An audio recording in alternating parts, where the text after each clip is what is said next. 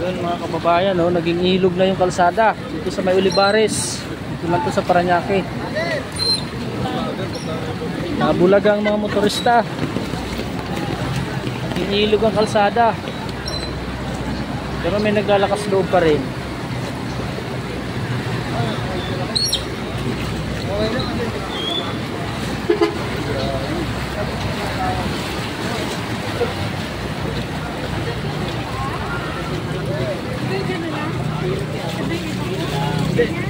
Ay, bako, baha pa rin.